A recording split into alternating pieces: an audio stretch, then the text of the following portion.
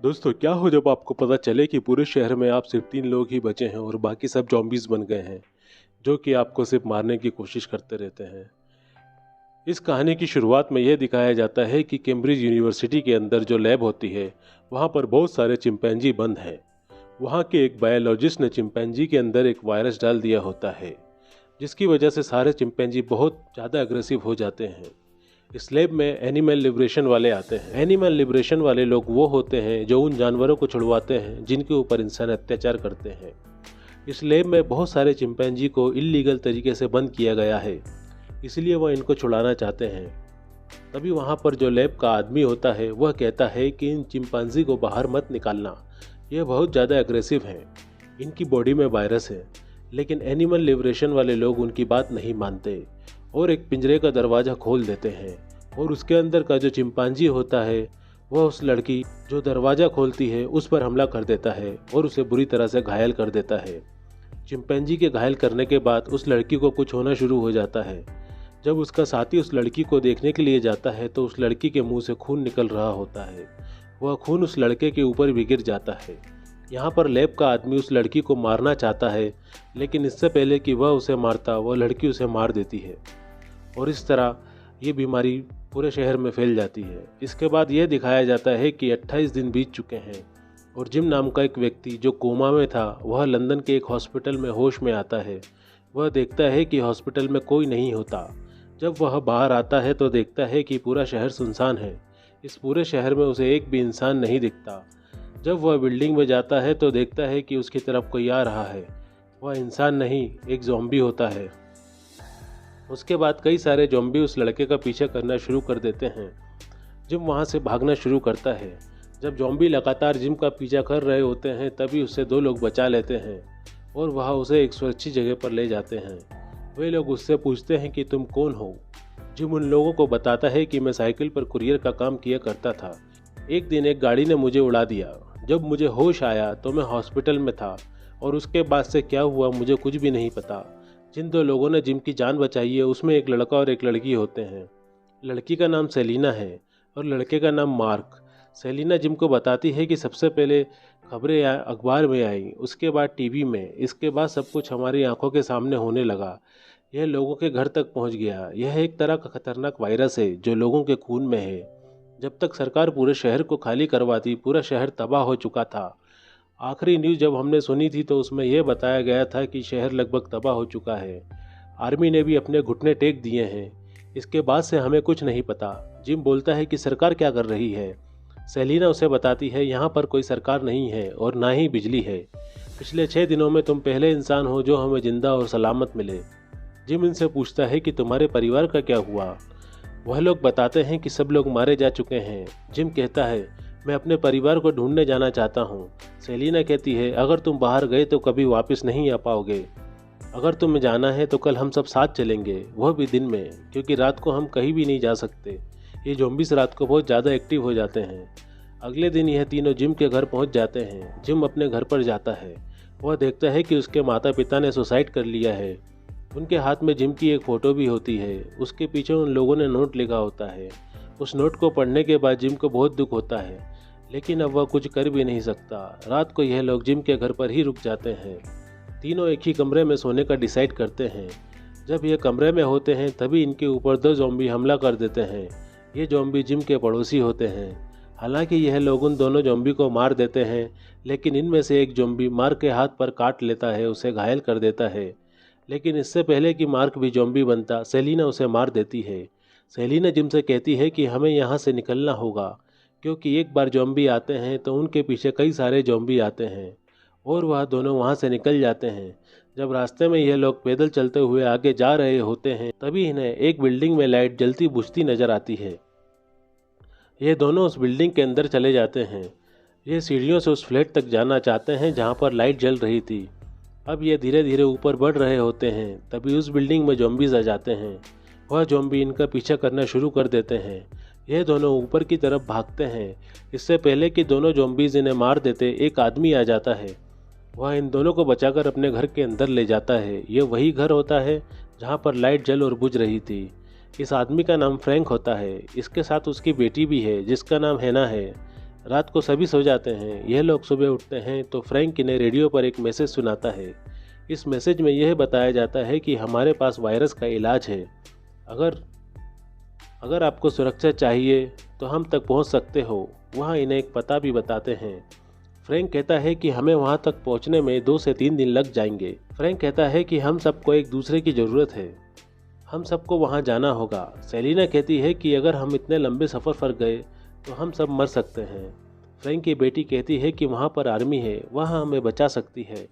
हालांकि इन्हें अभी यह भी पता नहीं होता कि वहाँ पर आर्मी बची हुई है या नहीं, क्योंकि ये मैसेज रिकॉर्डेड है। लेकिन फिर भी ये लोग वहाँ जाने का रिस्क लेते हैं, क्योंकि इनके पास अब इसके अलावा कुछ ऑप्शन भी नहीं है। यह लोग एक गाड़ी को लेकर उसकी तरफ चलते हैं। कुछ दूर का सफ़र करने के बाद इनके सामने एक अंडरग्राउंड रास्ता आता है। जिम बोलता है कि हम इस रास्ते से नहीं जाना चाहिए क्योंकि वहाँ पर अंधेरा है, लेकिन फ्रैंक उसकी बात नहीं मानता क्योंकि यह एक शॉर्टकट है। वह उस अंडरब्रिज के अंदर गाड़ी ले जाता है। यहाँ पर चारों तरफ बहुत सारी गाड़ियाँ खड़ी होती हैं, जिसकी वजह से वह रास्ता ब्लॉक होता है। लेकिन फिर भी फ्रैंक अपनी गाड़ी को आगे बढ़ाता चला जाता है। कुछ दूर जाने के बाद उसी बेसमेंट के अंदर जहाँ पर अंधेरा है, इनके गाड़ी के आगे का एक टायर पंचर हो जाता है। अब इन्हें अपनी गाड़ी का टायर बदलना पड़ेगा। यह लोग टायर बदलना शुरू करते हैं। तभी वह लोग देखते हैं कि वहाँ बहुत सारे ज़ॉम्बीज़ की परछाई है जो इन्हीं की तरफ बढ़ रहे हैं। उन ज़ॉम्बीज़ को अपनी तरफ बढ़ता हुआ देखकर सेलिना, जिम और फ्रैंक गाड़ी को उठा लेते हैं और हना जल्दी से गाड़ी का टायर चेंज कर देती है। इससे पहले कि ज़ॉम्बी इन पर हमला करते, यह अपनी गाड़ी लेकर वहाँ से निकल जाते हैं और इस तरह सबकी जान बच जाती है। रास्ते में एक सुपरमार्केट भी दिखता है जहाँ से ये लोग बहुत सारा खाने का सामान लेते हैं।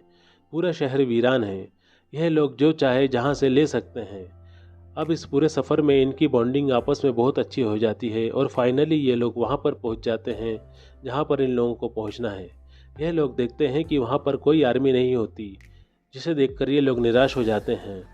सेलिना बोलती है कि शायद यहाँ पर कुछ गड़बड़ हुई है, हमें यहाँ से जाना चाहिए। लेकिन फ्रैंक अभी भी वहाँ पर कुछ ढूंढ रहा होता है। वह देखता है कि शायद उन्हें यहाँ पर कोई इंसान दिख जाए। तभी वहाँ पर ऊपर एक डेड बॉडी होती है। उसके ऊपर एक कौवा बैठा होता है और वह डेड बॉडी से खा रहा होता है। जब फ्रैंक ऊपर की तरफ देखता है तो खून की एक बूंद उसकी आंख में गिर जाती है। वह समझ जाता है कि वह इन्फेक्टेड हो चुका है और वह भी एक ज़ॉम्बी बन जाएगा। वह अपनी बेटी से कहता है कि मैं तुम्हें बहुत प्यार करता हूँ। उसकी बेटी उसके पास आना चाहती है, लेकिन फ्रैंक कहता है कि तुम मुझसे दूर रहो। सेलिना समझ जाती है कि वह इन्फेक्टेड हो चुका है। वह जिम को कहती है कि इसे मारो, यह इन्फेक्टेड हो चुका है। इससे पहले कि जिम इसे मारता, वहाँ पर एक नकाबपोश निकलता है और वह फ्रैंक को बहुत सारी गोलियां मार देता है। यह नकाबपोश एक आर्मी मैन होता है। वह तीनों को जीप पर बैठाता है और अपने कैंप की तरफ ले जाता है। यह तीनों फ्रैंक की मौत से बहुत दुखी हैं, लेकिन अब यह कुछ भी नहीं कर सकते। यह लोग उस जगह पर पहुंच जाते हैं जहां पर आर्मी के लोग रहते हैं। यहाँ पर इनकी मुलाकात होती है हेनरी से। हेनरी यहाँ पर जितने भी लोग होते हैं उन सब का हेड है। यह जगह सुरक्षित होती है, लेकिन आर्मी के पास इस वायरस का कोई इलाज नहीं है। हालांकि अपने रिकॉर्डिंग में इन्होंने बोला होता है कि हमारे पास इसका इलाज है, लेकिन हेनरी उन्हें बताता है कि हमारे पास कोई इलाज नहीं है, लेकिन हम तुम्हें सुरक्षा दे सकते हैं। अब यह तीनों आर्मी ऑफिसर के साथ वहाँ पर सुरक्षित हैं। इसके बाद हेनरी जिम को अपने एक आर्मी ऑफिसर से मिलवाता है जो इन्फेक्टेड होता है। उसके गले में एक चेन होती है। वो बताता है कि 2 दिन पहले यह इन्फेक्टेड हुआ था और हमने इसे बहुत मुश्किल से पकड़ा था और अब यह हमारे काबू में है। जिम पूछता है कि इसे जिंदा क्यों रखा। हेनरी बोलता है कि हम इसके जरिए इस बीमारी के इलाज की जानकारी चाहते हैं। हम यह देखना चाहते हैं कि यह इस हालत में कितने दिन तक जिंदा रह सकता है। इसके बाद यह दोनों वहाँ से निकल जाते हैं। रात को खाने के टेबल पर खाना रखा होता है और ये लोग खा रहे होते हैं। तभी एक ब्लास्ट की आवाज़ आती है, क्योंकि यह लोग जहाँ पर रुके हुए हैं उसके चारों तरफ माइल्स बिछाए हुए हैं। ब्लास्ट की आवाज़ से यह लोग समझ जाते हैं कि ज़ॉम्बीज़ यहाँ पर आ रहे हैं। यह सब के सब बाहर जाते हैं और गोलियों से सारे ज़ॉम्बीज़ को मार देते हैं। जब यह लोग अंदर आ रहे होते हैं तो इनमें से एक फौजी सेलिना के साथ बदतमीजी कर रहा होता है। जिम उसे बचाने के लिए आ जाता है। जब इनकी आपस में बहस हो रही होती है तब वहाँ पर मेजर हेनरी आ जाते हैं और वह उस फौजी को सेलिना के साथ बदतमीजी कर रहा होता है उसे काम पर भेज देते हैं और जिम को अपने साथ ले जाते हैं। दरअसल हेनरी ने इन लोगों को यहाँ पर पनाह इसलिए दी होती है क्योंकि इनके साथ महिलाएं होती हैं। क्योंकि हेनरी ने अपने आर्मी फौजियों से यह वादा किया होता है कि वह उन्हें एक औरत लाकर देगा। वह उनसे अपने साथियों को और अपने आप को सेक्सुअल प्लेजर देना चाहता है। अब जिम को मेजर हेनरी के इरादों के बारे में पता चल जाता है। वह वहाँ से सीधा सेलिना और हैना के पास जाता है। वह कहता है कि चलो हमें यहाँ से निकलना होगा। अब ये तीनों वहाँ से निकलना चाहते हैं, लेकिन हेनरी के लोग ही जिम पर हमला कर देते हैं। लेकिन यहाँ पर एक सर्जन फेडरल होता है, वो इनका साथ देना चाहता है। वह साथियों को बोलता है कि इन तीनों को यहाँ से जाने दो। वह उनकी तरफ गन तान देता है, लेकिन उनके साथी उसे भी बंदी बना लेते हैं और जिम को एक कमरे में बंद कर देते हैं। जिम को जब होश आता है तब वह फेडरल बोलता है कि हमारा कमांडिंग ऑफिसर पागल हो चुका है। यहाँ से 100 मील दूर यह वायरस नहीं फैला है। तुम खुद सोचो, यह वायरस समुद्र और पहाड़ों को कैसे पार करेगा। लेकिन यह बात हमारे मेजर को समझ नहीं आती। वह सोचता है कि मैं अपनी एक नई दुनिया यहाँ पर बसा डालूंगा। फेडरल बताते हैं कि बाकी जो इंसान ठीक हैं उन्होंने हमें क्वारंटाइन कर दिया है। अब 2 आर्मी ऑफिसर इन दोनों को एक जंगल में ले जाते हैं जहाँ पर बहुत सारे इन्फेक्टेड लोगों की डेड बॉडीज़ होती है और यह उन्हें मारना चाहते हैं। आर्मी वाले फेडरल को मार देते हैं, लेकिन जिम वहाँ से किसी तरह भाग जाता है। लेकिन दोनों आर्मी ऑफिसर उसका पीछा करते हैं, लेकिन जिम उनके हाथ नहीं आता। जिम एक जगह थक कर गिर जाता है। जब वह आसमान में देख रहा होता है तो उसे एक प्लेन दिखाई देता है। वह समझ जाता है कि फेडरल ने जो उसे बताया था वह सच था, यानी कि यहाँ से बाहर के लोग अभी भी इन्फेक्टेड नहीं हैं। वहीं दूसरी तरफ मिलिट्री के लोग हैना और सेलिना को तैयार कर रहे होते हैं और अब यह लोग अपने उस इरादे को अंजाम देना चाहते हैं जिसके लिए इन्होंने लड़कियों को यहाँ तक बुलाया था। ये उनके साथ सेक्स करना चाहते हैं। जिम यहाँ पर एक बार फिर से अंदर पहुँच जाता है और वह सायरन बजा देता है। हेनरी अपने कुछ आदमियों के साथ उस तरफ जाता है जहाँ पर जिम छुपा हुआ है। वह इन सबको मारना चाहता है क्योंकि इनसे बदला लेना चाहता है। वह हना और सेलिना को किसी भी कीमत पर इनके चंगुल से छुड़ाना चाहता था। जिम यहाँ पर हेनरी के लोगों को मार देता है। जब हेनरी वहाँ से निकलने की कोशिश कर रहा होता है तो वह देखता है उसके सामने बहुत सारी ज़ॉम्बीज़ उसकी तरफ आ रही होती हैं, पर वह उन सब पर गोलियाँ चलाता है। उसे वापस अपने मेंशन में आना पड़ता है जहाँ पर हना और सली हैं। जिम भी वहाँ पर पहुँच जाता है और वह मिलर को खोल देता है। मिलर वह होता है जो इन्फेक्टेड आर्मी ऑफिसर होता है जिसे वहाँ बांध के रखा जाता है। जब मिलर आज़ाद हो जाता है तो वह आर्मी ऑफिसर को अपनी तरह इन्फेक्टेड कर लेता है। यानी अब हेनरी के कई सारे लोग मारे जा चुके हैं। वहाँ पर सभी ज़ॉम्बी से बचने के लिए भाग रहे होते हैं। इस भागदौड़ में सेलिना और हना एक दूसरे से अलग हो जाती हैं। सेलिना को एक आर्मी ऑफिसर अपने कब्जे में ले लेता है। तभी उसके ऊपर जिम हमला कर देता है, उसे मार देता है और सेलिना को बचा लेता है। इसके बाद सेलिना को यह लगता है कि जिम भी ज़ॉम्बी बन चुका है। वह उस पर हमला करना चाहती है, लेकिन वह देखती है कि वह अभी भी ठीक है। ये दोनों एक दूसरे को किस करते हैं क्योंकि ये दूसरे से प्यार करते हैं। जिम उसे बताता है कि उम्मीद अभी भी बाकी है। वह बताता है कि पूरी दुनिया इस वायरस से इन्फेक्टेड नहीं है। जब यह दोनों एक दूसरे को प्यार कर रहे होते हैं तभी पीछे से हना आती है और वह जिम के सर पर एक बोतल मारती है। सेलेना बोलती है कि तुमने ये क्यों किया। हना बोलती है मुझे लगा कि ये ज़ॉम्बी बन चुका है और ये तुम्हें खा रहा है। जिम बोलता है कि मैं उसे काट नहीं रहा था, उससे प्यार कर रहा था। इसके बाद यह लोग यहाँ से भागने के लिए बाहर गाड़ी की तरफ भागते हैं।